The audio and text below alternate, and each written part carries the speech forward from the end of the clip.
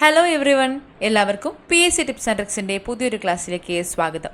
നമ്മൾ new SRT സീരീസിൽ ഇന്ന് നമ്മൾ 7th സ്റ്റാൻഡേർഡിലെ പാഠഭാഗം രണ്ടാമത്തെ ടെക്സ്റ്റിൽ അടിസ്ഥാന ശാസ്ത്രത്തിൽ നിന്നുള്ള ഒരു ചാപ്റ്ററാണ് പഠിക്കുന്നത്. നമ്മളിതിൽ തന്നെ ആദ്യത്തെ 3 ഭാഗങ്ങൾ രണ്ടാമത്തെ ടെക്സ്റ്റിലെ ആദ്യത്തെ 3 ചാപ്റ്റേഴ്സ് 6, 7, 8 പഠിച്ച് തീർത്തിട്ടുണ്ട്. ക്ലാസ്സുകൾ അപ്ലോഡ് ചെയ്തിട്ടുണ്ട്. ഇന്ന് നമ്മൾ 9th ചാപ്റ്ററാണ് പഠിക്കുന്നത്, പരിസ്ഥിതിയെ നോവിക്കാതെ എന്നത്. അധ്യായം 9, പരിസ്ഥിതിയെ നോവിക്കാതെ. നമ്മുടെ കേരളം എത്ര മനോഹരമാണ്, കണ്ണിന് കുളിർമ നൽകുന്ന എത്രയേറെ കാഴ്ചകളാണ് നമുക്ക് ചുറ്റും. എന്നാൽ മനുഷ്യൻ്റെ അശാസ്ത്രീയമായ ഇടപെടലുകൾ കൊണ്ടുണ്ടായ ചില നൊമ്പരപ്പെടുത്തുന്ന കാഴ്ചകളും ഇവിടെ നമുക്ക് കാണാനായി സാധിക്കും. അവയുടെ ചിത്രങ്ങളാണ് ഇവിടെ താഴെ നൽകിയിട്ടുള്ളത്. നമ്മുടെ കേരളത്തിൻ്റെ മനോഹരമായ ദൃശ്യത്തോടൊപ്പം തന്നെ ഇത്തരത്തിലുള്ള കാഴ്ചകൾ നമ്മുടെ ചുറ്റിലുമുണ്ട്. എന്തൊക്കെ കാഴ്ചകളാണ് ഇവിടെ നമ്മൾ കണ്ടത്? ഇവിടെ നോക്കുമ്പോൾ നമുക്കറിയാം, പ്ലാസ്റ്റിക് ഉൾപ്പെടെയുള്ള ഖരമാലിന്യങ്ങൾ കത്തിക്കുമ്പോൾ ഉയരുന്ന പുക മൂലം ശ്വാസം മുട്ടുന്ന ജീവജാലങ്ങൾ നമുക്ക് ചുറ്റിലുമുണ്ട്. അതുപോലെ പ്ലാസ്റ്റിക്കും ഖരമാലിന്യങ്ങളും വലിച്ചെറിഞ്ഞതുമൂലം ഒഴുക്ക് നിലച്ച ജലാശയങ്ങളും നമുക്കിവിടെ കാണാനായിട്ട് സാധിക്കും. ഇത്തരത്തിലുള്ള സാഹചര്യങ്ങൾ ഒഴിവാക്കേണ്ടതാണ്, അല്ലേ? അപ്പോൾ ഈ പ്ലാസ്റ്റിക് മാലിന്യങ്ങൾ കത്തിക്കുമ്പോൾ ഇപ്പോൾ വായു മലിനീകരണമൊക്കെ ഉണ്ടാകുന്നത് കുറയ്ക്കുന്നതിനായിട്ട് ഏറ്റവും നല്ലൊരു മാർഗം സ്വീകരിക്കാവുന്നത് റീസൈക്ലിംഗ് ആണ്. അതുപോലെ തന്നെയാണ് പ്ലാസ്റ്റിക് മാലിന്യങ്ങൾ കത്തിക്കുമ്പോൾ ഏത് വാതകമാണ് പുറത്തുവിടുന്നത്? വിഷവാതകം പുറത്തുവിടുന്നുണ്ട്, ഡയോക്സിൻ എന്നൊരു. അതായത് പ്ലാസ്റ്റിക് മാലിന്യങ്ങൾ കത്തിക്കുമ്പോൾ പുറപ്പെടുന്ന പ്രധാനപ്പെട്ട വിഷവാതകമാണ് ഡയോക്സിൻ എന്നത്, ഡയോക്സിൻ. ഇനി ഇതുപോലുള്ള കാഴ്ചകൾ നമ്മൾ ധാരാളം നമ്മുടെ ചുറ്റിലും കാണാറുണ്ട്. സാഹചര്യങ്ങൾ ഇങ്ങനെ സംഭവിക്കാൻ പാടില്ലാത്തതാണ്. അപ്പോൾ ഇത്തരത്തിലുള്ള സാഹചര്യങ്ങളിൽ പ്ലാസ്റ്റിക് കത്തുന്നു. പ്ലാസ്റ്റിക് കത്തുമ്പോൾ എന്താണ് സംഭവിക്കുന്നത്? പുക മൂലം വായു മലിനമാകുന്നു, കൂടാതെ രൂക്ഷഗന്ധവും ഉണ്ടാകുന്നു. ഉണങ്ങിയ ഇലകൾ കൂട്ടിയിട്ട് കത്തിക്കുമ്പോഴോ പുകയുണ്ടാകുന്നു, ചുമ, ശ്വാസം മുട്ടൽ എന്നിവയൊക്കെ അനുഭവപ്പെടുകയും ചെയ്യുന്നു. ഇനി ഗാർഹിക മാലിന്യങ്ങൾ കത്തിക്കുമ്പോഴാണെങ്കിലോ, ഗാർഹിക മാലിന്യങ്ങൾ കത്തിക്കുമ്പോൾ പുകയുണ്ടാകുന്നു, ചുമ, ശ്വാസതടസ്സം എന്നിവയൊക്കെ അനുഭവപ്പെടുന്നു. റോഡുകളിൽ മാലിന്യം കത്തിക്കുമ്പോഴോ, ഈ ഒരു സന്ദർഭം ഒന്ന് ആലോചിച്ച് നോക്കിക്കേ. റോഡുകളിൽ മാലിന്യം കത്തിക്കുമ്പോൾ കരിയും പുകയും ഉണ്ടാകുന്നുണ്ട്. ഇനി ഹോട്ടലുകളിൽ നിന്നുള്ള മലിനജലം നദികളിലേക്ക് തുറന്നു വിടുന്ന ഒരു സാഹചര്യമാണെങ്കിൽ അവിടെ എന്താണ് സംഭവിക്കുക? അവിടെ എന്തൊക്കെ പ്രശ്നങ്ങൾ ഉണ്ടാകും? ജലമലിനീകരണം ജലസസ്യങ്ങളെയും ജലജീവികളെയും അത് ബാധിക്കുകയും ചെയ്യുന്നു. അപ്പോൾ ഏതെല്ലാം സാഹചര്യത്തിലാണ് മാലിന്യങ്ങൾ വഴി മലിനീകരണം വരുന്നത് എന്നുള്ളത് നമ്മൾ തിരിച്ചറിഞ്ഞല്ലോ. നമുക്ക് കൂടുതൽ കാര്യങ്ങൾ പഠിക്കാം. മാലിന്യങ്ങൾ കത്തിക്കലും വായു മലിനീകരണവും. പ്ലാസ്റ്റിക് ഉൾപ്പെടെയുള്ള മാലിന്യങ്ങൾ കത്തിക്കുന്ന സമയത്ത് എന്തെല്ലാം മാറ്റങ്ങളാണ് സംഭവിക്കുന്നത്? ഇപ്പോൾ പ്ലാസ്റ്റിക് ഉൾപ്പെടെയുള്ള മാലിന്യങ്ങൾ കത്തിക്കുമ്പോൾ പുകയുണ്ടാകുന്നു, അത് വായുവിൽ കലരുന്നു.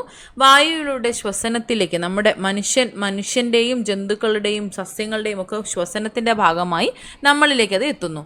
അതുപോലെ പ്ലാസ്റ്റിക് ഉൾപ്പെടെയുള്ള മാലിന്യങ്ങൾ കത്തിക്കുന്ന സമയത്ത് അവ പൂർണ്ണമായിട്ടും കത്തിത്തീർന്നിട്ടില്ലെങ്കിൽ കത്തിത്തീരാത്ത അവശിഷ്ടങ്ങൾ അവിടെ ഉണ്ടാവില്ലേ?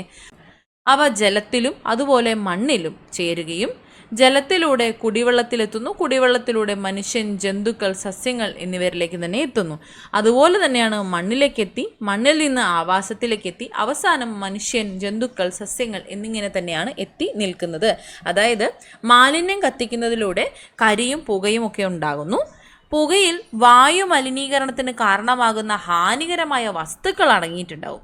മാലിന്യങ്ങൾ കത്തിക്കുന്നതിലൂടെ ഉണ്ടാകുന്ന അവശിഷ്ടങ്ങൾ ജലാശയങ്ങളിൽ അടിഞ്ഞുകൂടുകയും അവയെ മലിനമാക്കുകയും ചെയ്യുന്നു. ജലാശയങ്ങളിൽ അടിഞ്ഞുകൂടുകയും ജലാശയത്തെ അത് മലിനമാക്കുകയും ചെയ്യുന്നുണ്ട്.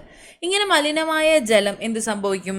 ജലജീവികളെയും മനുഷ്യരെയും ഒക്കെ ദോഷകരമായി ബാധിക്കും. ഇനി കത്തിക്കാത്ത അവശിഷ്ടങ്ങൾ, ഇവിടെ പൂർണ്ണമായി കത്തിക്കപ്പെട്ടിട്ടില്ലെങ്കിൽ കത്തിക്കാത്ത അവശിഷ്ടങ്ങളും ചാരവും മണ്ണിൽ അടിഞ്ഞുകൂടുകയും മണ്ണിൻ്റെ മലിനീകരണത്തിന് ഇത് കാരണമാവുകയും ചെയ്യും, അല്ലേ? മലിനമായിട്ടുള്ള മണ്ണ് ചെടികളുടെ വളർച്ചയെ ബാധിക്കില്ലേ? ചെടികളുടെ വളർച്ചയെ ബാധിക്കും, മണ്ണിൻ്റെ ഫലഭൂയിഷ്ഠത കുറയ്ക്കുകയും ചെയ്യും. അങ്ങനെ മാലിന്യങ്ങൾ കത്തിക്കുന്നത് മനുഷ്യരിലും മൃഗങ്ങളിലും സസ്യങ്ങളിലും ആരോഗ്യ പ്രശ്നങ്ങൾക്ക് കാരണമാവുകയും ചെയ്യും. അതുപോലെ പ്ലാസ്റ്റിക് ഉൾപ്പെടെയുള്ള മാലിന്യങ്ങൾ കത്തിക്കുമ്പോൾ ഉണ്ടാകുന്ന പുകയും കത്താത്ത അവശിഷ്ടങ്ങളും വായു, മണ്ണ്, ജലം, ജീവജാലങ്ങൾ എന്നിവയെ പ്രതികൂലമായി ബാധിക്കുകയും ചെയ്യും. അതാണ് ഈ ഒരു ചിത്രത്തിൽ നിന്ന് നമ്മൾ മനസ്സിലാക്കേണ്ടത്. ക്ലിയർ ആണല്ലോ? ഓക്കെ. പ്ലാസ്റ്റിക് ഉൾപ്പെടെയുള്ള മാലിന്യങ്ങൾ കത്തിക്കുന്നത് വഴി പുക, കത്തിത്തീരാത്ത അവശിഷ്ടങ്ങൾ ഇവ വായു, മണ്ണ്, ജലം, ജീവജാലങ്ങൾ എന്നിവയെല്ലാം പ്രതികൂലമായി ബാധിക്കും എന്നുള്ളത് നമ്മളിവിടെ മനസ്സിലാക്കി. ഓക്കെ, ഇനി പ്ലാസ്റ്റിക് കത്തുമ്പോൾ ഉണ്ടാകുന്ന പുകയിൽ എന്തൊക്കെ രാസവസ്തുക്കൾ ഉണ്ടാകും, അവ നമ്മുടെ ആരോഗ്യത്തിന് എങ്ങനെ ബാധിക്കും? അപ്പോൾ ഇവിടെ ഇതാ ഒരു പട്ടിക തന്നിട്ടുണ്ട്. പ്ലാസ്റ്റിക് ഉൾപ്പെടെയുള്ള മാലിന്യങ്ങൾ കത്തിക്കുമ്പോൾ ഉണ്ടാകുന്ന രാസവസ്തുക്കൾ ഏതാണ്? Carbon monoxide. കാർബൺ മോണോക്സൈഡ് വഴി മനുഷ്യർക്കുണ്ടാകുന്ന ആരോഗ്യ പ്രശ്നങ്ങൾ എന്തൊക്കെയാണ്? കുറഞ്ഞ അളവിൽ പോലും കാർബൺ മോണോക്സൈഡ് ശരീരത്തിലെത്തുമ്പോൾ തലവേദന, ക്ഷീണം, കാഴ്ചമങ്ങൽ, ഓർമ്മക്കുറവ് എന്നീ പ്രശ്നങ്ങളൊക്കെ ഉണ്ടാകുന്നുണ്ട്. കൂടിയ അളവിൽ കാർബൺ മോണോക്സൈഡ് ശ്വസിക്കുന്നത് മരണത്തിന് പോലും കാരണമാകുമെന്നാണ് പറയുന്നത്. ഓക്കെ, അടുത്തത് സൾഫർ ഡയോക്സൈഡ് ആണ്. ഹൃദയ സംബന്ധമായും ശ്വാസകോശ സംബന്ധമായുമുള്ള അസുഖങ്ങൾക്ക് ഇത് കാരണമാകുന്നു. സൾഫർ ഡയോക്സൈഡ് ശ്വസിക്കുകയാണെങ്കിൽ ഹൃദയ സംബന്ധമായും ശ്വാസകോശ സംബന്ധമായുമുള്ള അസുഖങ്ങളൊക്കെ ഉണ്ടാകും എന്നാണ് പറയുന്നത്. Nitrogen dioxide. നൈട്രജൻ ഡയോക്സൈഡ് ശ്വാസകോശ രോഗങ്ങൾക്ക് കാരണമാകുന്ന ഒരു രാസവസ്തുവാണ്. പദാർത്ഥങ്ങളുടെ സൂക്ഷ്മ കണികകൾ പർട്ടിക്കുലേറ്റ് മാറ്റർ ശ്വസനത്തിലൂടെ ഉള്ളിലെത്തുമ്പോൾ തൊണ്ടയ്ക്കും കണ്ണുകൾക്കും ചൊറിച്ചിൽ, അലർജി, ആസ്മ, ശ്വാസകോശ ക്യാൻസർ എന്നിവയ്ക്കൊക്കെ കാരണമാകുന്നുണ്ട്. ഡയോക്സിനുകൾ, ഇതാണ് നമ്മൾ ആദ്യം പറഞ്ഞത്. ഡയോക്സിനുകൾ ക്യാൻസർ ഉണ്ടാകാനുള്ള സാധ്യത വർദ്ധിപ്പിക്കുന്നവയാണ് ഡയോക്സിനുകൾ. തൈറോയിഡുമായിട്ട് ബന്ധപ്പെട്ട പ്രശ്നങ്ങൾ, ശ്വാസകോശ രോഗങ്ങൾ എന്നിവയ്ക്കൊക്കെ ഇത് കാരണമാകുന്നു. അപ്പോൾ ഇത് ക്ലിയർ ആണല്ലോ. ഇപ്പോൾ ഏതെല്ലാം പദാർത്ഥങ്ങളാണ് പ്ലാസ്റ്റിക് ഉൾപ്പെടെയുള്ള മാലിന്യങ്ങൾ കത്തിക്കുമ്പോൾ ഉണ്ടാകുന്നത് എന്ന് നമ്മൾ മനസ്സിലാക്കി. അതിൽ നിന്നും അവ ശ്വസിക്കുന്നതിലൂടെ ആ ഒരു രാസവസ്തുക്കളിലൂടെ മനുഷ്യർക്കുണ്ടാകുന്ന ആരോഗ്യ പ്രശ്നങ്ങളും അവയുടെ ആ ഒരു തീവ്രതയും നമ്മളിവിടെ മനസ്സിലാക്കുകയാണ്. അങ്ങനെയാണെങ്കിൽ വായു മലിനീകരണം മൂലം വായുവിലെ ഘടകങ്ങൾക്ക് മാറ്റം ഉണ്ടാകുമോ? അപ്പോൾ വായുവിലെ ഘടകങ്ങൾ നമുക്ക് നോക്കാം. വായുവിൽ സ്വാഭാവികമായി കാണപ്പെടുന്ന ഘടകങ്ങൾ നമുക്കറിയാവുന്നതാണ്. എന്താണ്? വായുവിൽ സ്വാഭാവികമായി കാണപ്പെടുന്ന ഘടകങ്ങൾ നമ്മൾ പഠിച്ചിട്ടുണ്ട്. നൈട്രജൻ 78%, ഓക്സിജൻ 21%, കാർബൺ ഡയോക്സൈഡ് 0.04%, മറ്റുള്ളവ 0.96% എന്നിങ്ങനെയാണ് വായുവിൻ്റെ സാധാരണ ഒരു ഘടന വരുന്നത്. ഇവിടെ ഈ ചിത്രത്തിൽ നിന്നും നമുക്കത് മനസ്സിലാക്കാം. അന്തരീക്ഷ വായുവിൽ ഏതെല്ലാം ഘടകങ്ങളുണ്ട്? നമ്മൾ കണ്ടതുപോലെ നൈട്രജൻ, ഓക്സിജൻ, കാർബൺ ഡയോക്സൈഡ്, മറ്റുള്ളവ. ഈ മറ്റുള്ളവ എന്ന് പറഞ്ഞാൽ argon, ozone, neon, helium, krypton, hydrogen, Zenon, അങ്ങനെ. ഓക്കെ, അടുത്തത് ഏറ്റവും കൂടുതൽ കാണപ്പെടുന്നത് ഏതാണ്? ഏറ്റവും കൂടുതൽ കാണപ്പെടുന്നത് 78% വരുന്ന ഈ നൈട്രജൻ ആണ്. നൈട്രജൻ. അടുത്ത ചോദ്യം എന്താണ്? വായുവിലെ ഓക്സിജൻ്റെ അളവ് എത്രയാണ്? 21%. 21%. ഇനി ഇവിടെ ഈ പൈ ഡയഗ്രാം നോക്കിക്കൊണ്ട് പൈ ഡയഗ്രാം വിശകലനം ചെയ്തുകൊണ്ട് ഓരോ ഘടകത്തിൻ്റെയും അളവ് പട്ടികയായി രേഖപ്പെടുത്താൻ പറഞ്ഞിട്ടുണ്ട്. ഈ പറഞ്ഞതുപോലെ തന്നെയാണ് nitrogen 78%, oxygen 21%, carbon dioxide CO2 carbon dioxide 0.04%, 0.04%, മറ്റുള്ളവ 0.96%. ക്ലിയർ അല്ലേ? ഏകദേശം ഒരു അളവ് നമ്മൾ അറിഞ്ഞിരിക്കണം, ചോദിക്കാറുണ്ട് കേട്ടോ. ഇനി അന്തരീക്ഷ വായുവിൽ രാസവസ്തുക്കൾ കലരുമ്പോൾ വായുവിലെ സ്വാഭാവിക ഘടകങ്ങളുടെ അളവുകൾക്ക് മാറ്റം വരുന്നുണ്ട്. ഇവിടെ നിന്നാണ് നമ്മൾ സ്റ്റാർട്ട് ചെയ്തത് അല്ലേ? മാറ്റം വരുന്നുണ്ടോ എന്ന ചോദ്യത്തിൽ നിന്നാണ് തുടങ്ങിയത്. കലരുമ്പോൾ വായുവിലെ സ്വാഭാവിക ഘടകങ്ങളുടെ അളവുകൾക്ക് മാറ്റം വരുന്നുണ്ട് എന്നുള്ളത് മനസ്സിലാക്കുക. അപ്പം അത് വായുമലിനീകരണം എന്നൊരാശയത്തിലേക്കാണ് കൊണ്ടുവരുന്നത്. എന്താണ് വായുമലിനീകരണം? അന്തരീക്ഷ വായുവിൽ പുകയും വിഷവാതകങ്ങളും മറ്റു രാസപദാർത്ഥങ്ങളും കലരുന്നത് മൂലമാണ് വായുമലിനീകരണം സംഭവിക്കുന്നത്. അഗ്നിപർവ്വത സ്ഫോടനം, ഭൂകമ്പം തുടങ്ങിയ പ്രകൃതി പ്രതിഭാസങ്ങളും കാട്ടുതീയും വായുമലിനീകരണത്തിന് കാരണമാകുന്നുണ്ട്. മനുഷ്യരുടെ വിവേചനരഹിതമായിട്ടുള്ള പ്രവർത്തനങ്ങളാണ് വായുമലിനീകരണത്തിൻ്റെ പ്രധാന കാരണം എന്ന് പറയുന്നത്. ഓക്കെ ആണോ? അന്തരീക്ഷ വായുവിൽ പുകയും വിഷവാതകങ്ങളും മറ്റ് രാസപദാർത്ഥങ്ങളുമൊക്കെ കലരുന്നത് മൂലമാണ് വായു മലിനീകരണം സംഭവിക്കുന്നത്. അപ്പോൾ എന്തെല്ലാം കാരണങ്ങൾ സംഭവിക്കുന്നുണ്ട്? അഗ്നിപർവ്വത സ്ഫോടനം, ഭൂകമ്പം തുടങ്ങിയ പ്രകൃതി പ്രതിഭാസങ്ങളും അതുപോലെ തന്നെ കാട്ടുതീയും ഒക്കെ വായു മലിനീകരണത്തിന് കാരണമായിട്ടുണ്ട്. എങ്കിലും പ്രധാനമായിട്ടുള്ള കാരണം അതല്ല. മനുഷ്യരുടെ വിവേചനരഹിതമായിട്ടുള്ള പ്രവർത്തനങ്ങളാണ് വായുമലിനീകരണത്തിൻ്റെ പ്രധാനപ്പെട്ട കാരണം. അപ്പോൾ നമ്മളിവിടെ വായു മലിനീകരണം എന്നൊരാശയം മനസ്സിലാക്കി. അപ്പോൾ ഇവിടെ എങ്ങനെയാണ് വായു മലിനീകരണം സംഭവിക്കുന്നത്? വസ്തുക്കൾ കത്തിക്കുമ്പോഴുണ്ടാകുന്ന മലിനീകരണം, അങ്ങനെയാണ് നമ്മളിവിടെ മനസ്സിലാക്കിയത്. അങ്ങനെയാണെങ്കിൽ മറ്റേതെല്ലാം തരത്തിൽ വായു മലിനീകരണം ഉണ്ടാകാം? പാചക ഇന്ധനങ്ങളും വായു മലിനീകരണവും. പാചകത്തിന് നമ്മൾ വിവിധ തരത്തിലുള്ള അടുപ്പുകൾ ഉപയോഗിക്കാറില്ലേ? ഏതെല്ലാം തരത്തിലുള്ള അടുപ്പുകളാണ് ഉപയോഗിക്കുന്നത്? ഇവിടെ ഈ ചിത്രത്തിൽ തന്നിട്ടുള്ളതുപോലെ വിറകടുപ്പ്, മണ്ണെണ്ണ സ്റ്റൗ, ഗ്യാസ് സ്റ്റൗ, അങ്ങനെ വിവിധ തരത്തിലുള്ള അടുപ്പുകൾ ഉപയോഗിക്കാറുണ്ട്. ഇവിടെ ഈ വിറകടുപ്പ്, മണ്ണെണ്ണ സ്റ്റൗ, ഗ്യാസ് സ്റ്റൗ ഇവയിൽ ഏതെല്ലാം ഇന്ധനങ്ങളാണ് ഉപയോഗിക്കുന്നത്? വിറകടുപ്പിൽ വിറകാണ് ഉപയോഗിക്കുന്നത്, മണ്ണെണ്ണ സ്റ്റൗവിൽ മണ്ണെണ്ണ ഉപയോഗിക്കുന്നു, ഗ്യാസ് സ്റ്റൗവിൽ LPG, CNG, ബയോഗ്യാസ് പോലെയുള്ളവയായിരിക്കും ഉപയോഗിക്കുന്നത്. ഇവിടെ വിറക്, മണ്ണെണ്ണ, പാചകവാതകം തുടങ്ങിയ ഇന്ധനങ്ങൾ കത്തുമ്പോൾ വിവിധ രാസവസ്തുക്കൾ പുറന്തള്ളുന്നുണ്ട്. Carbon dioxide, carbon monoxide, nitrogen dioxide, പദാർത്ഥങ്ങളുടെ സൂക്ഷ്മ കണികകൾ തുടങ്ങിയ രാസവസ്തുക്കളാണ് പ്രധാനമായും പുറത്തു വരുന്നത്. അപ്പോൾ ഇവ ശ്വസിക്കുന്നത് വഴിയുള്ള പ്രശ്നങ്ങൾ, ശ്വസിക്കുന്നത് കൊണ്ട് മനുഷ്യനുണ്ടാകുന്ന പ്രശ്നങ്ങൾ നമ്മൾ നേരത്തെ ഒരു ടാബ്ലർ ഫോമിൽ പഠിച്ചിട്ടുണ്ടായിരുന്നില്ലേ? അപ്പോൾ എത്രത്തോളം സീരിയസ് ആയിട്ടുള്ളൊരു ഇഷ്യൂ ആണ് ഇത് എന്നുള്ളത് നമ്മളിവിടെ മനസ്സിലാക്കുകയാണ്. അപ്പോൾ ഇങ്ങനെയുള്ള സാഹചര്യത്തിൽ പാചക ഇന്ധനങ്ങൾ കത്തുന്നത് മൂലം അടുക്കളയിൽ വായു മലിനീകരണം ഉണ്ടാകുന്നുണ്ട് എന്ന് നമ്മൾ മനസ്സിലാക്കി. ഈ വായു മലിനീകരണം നിയന്ത്രിക്കാൻ നമ്മൾ എന്തെല്ലാം സംവിധാനങ്ങൾ മുൻകൂട്ടി കാണണം? അതിനായിട്ടുള്ള വഴികളാണ് ചിമ്മിനി നിർമ്മിക്കൽ. നമ്മുടെ അടുപ്പുകളിൽ നിന്ന് പുക പുറത്തേക്ക് പോകുന്നതിനായിട്ട് ചിമ്മിനി നിർമ്മിക്കുന്നത് കണ്ടിട്ടുണ്ട്. അതുപോലെ മതിയായിട്ടുള്ള വെന്റിലേഷൻ ആവശ്യമാണ്, കൃത്യമായ വായു സഞ്ചാരം ഉണ്ടാവണം, ദിവസവും അടുപ്പ് വൃത്തിയാക്കുക എന്നതും ഇതിൽ പ്രധാനപ്പെട്ടതാണ്. അടുക്കളയിലെ ഇന്ധനങ്ങൾ ഉപയോഗിക്കുന്നത് പോലെ തന്നെ നമ്മൾ പലതരത്തിലുള്ള ഇന്ധനങ്ങൾ ഉപയോഗിക്കാറുണ്ട്. ഇപ്പോൾ വാഹനങ്ങളിലൊക്കെ വിവിധ തരത്തിലുള്ള ഇന്ധനങ്ങൾ ഉപയോഗിക്കാറില്ലേ? അപ്പോൾ വാഹനങ്ങളും വായു മലിനീകരണവും. പെട്രോള്, ഡീസൽ പോലെയുള്ള ഇന്ധനങ്ങൾ ഉപയോഗിച്ച് വാഹനങ്ങളുടെ എൻജിൻ പ്രവർത്തിക്കുമ്പോഴും ഇതുപോലെയുള്ള രാസവസ്തുക്കൾ പുറത്തു വരുന്നുണ്ട്. ഇപ്പോൾ sulphur dioxide, nitrogen dioxide, carbon monoxide, പദാർത്ഥങ്ങളുടെ സൂക്ഷ്മ കണികകൾ എന്നിവയൊക്കെ പുറത്തു വരുന്നുണ്ട്. ഇവ വായുവിൽ കലരുന്നതും വായു മലിനീകരണത്തിന് കാരണമാകുന്നുണ്ട്. ഇപ്പോൾ കേരളത്തിലെ വാഹനപ്പെരുപ്പം നോക്കുകയാണെങ്കിൽ കേരളത്തിൽ വാഹനങ്ങളുടെ എണ്ണത്തിൽ 2013 മുതലുണ്ടായ മാറ്റമാണ് ഇവിടെ ബാർ ഡയഗ്രത്തിൽ തന്നിട്ടുള്ളത്. 2013 മുതൽ 2023 വരെ ഇത്രത്തോളം അധികം വാഹനങ്ങൾ നിരത്തുകളിൽ ഇറങ്ങുന്നുണ്ട്. 2013 വാഹനങ്ങളുടെ എണ്ണം ഏകദേശം എത്രയായിരുന്നു? ഏകദേശം 80 ലക്ഷമാണ് 2013 വരുന്നത്. 2023 ആയപ്പോഴേക്കും വാഹനങ്ങൾ എത്രയായി? 1,63,00,000 വാഹനങ്ങളായി.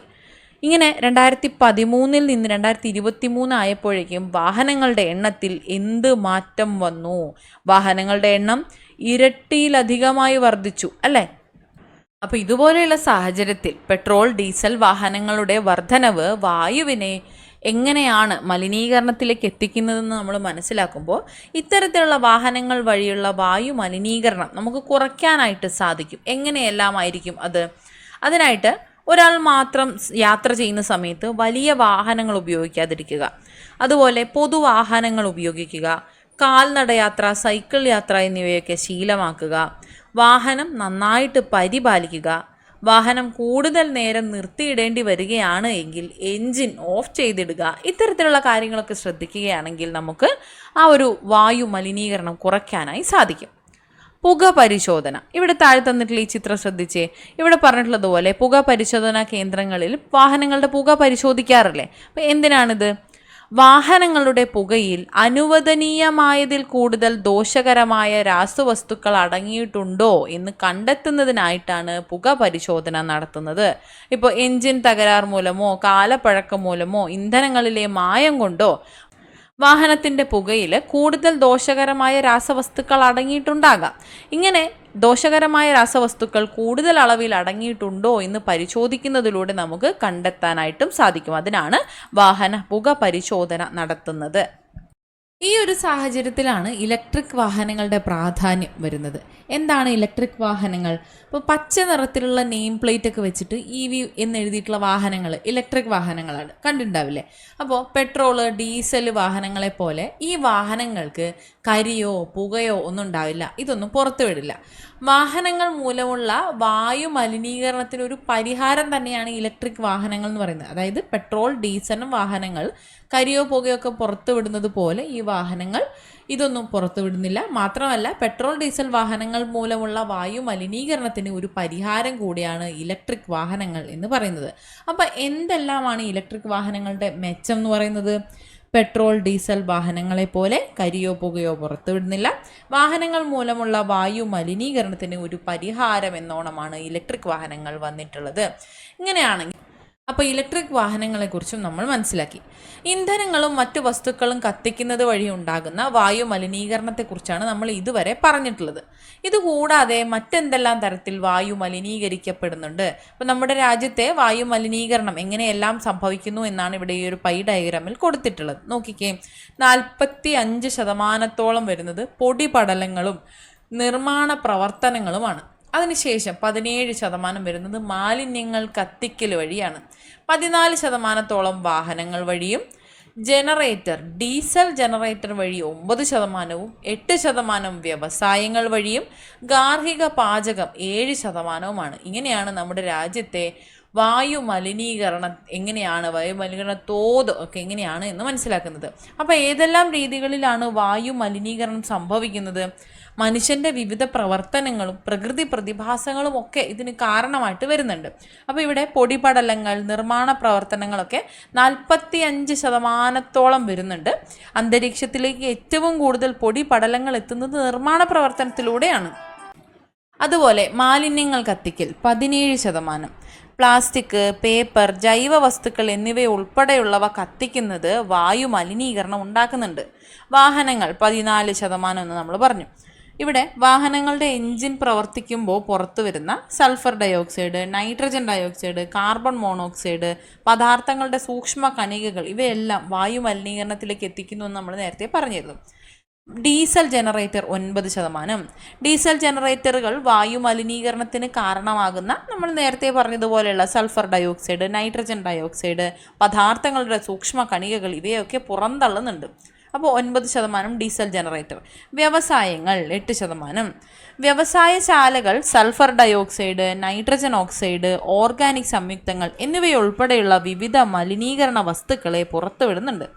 ഗാർഹിക പാചകം 7%. നമ്മൾ ആദ്യം കണ്ട വിറക്, മണ്ണെണ്ണ, പാചകവാതകം തുടങ്ങിയ ഇന്ധനങ്ങളൊക്കെ കത്തിക്കുന്നത് വഴിയും അന്തരീക്ഷ മലിനീകരണം സംഭവിക്കുന്നതിന് കാരണമാകുന്നുണ്ട്. അപ്പോൾ ഏതെല്ലാം രീതികളിലാണ് വായു മലിനീകരണം സംഭവിക്കുന്നത് എന്നുള്ളത് നമ്മളിവിടെ മനസ്സിലാക്കി.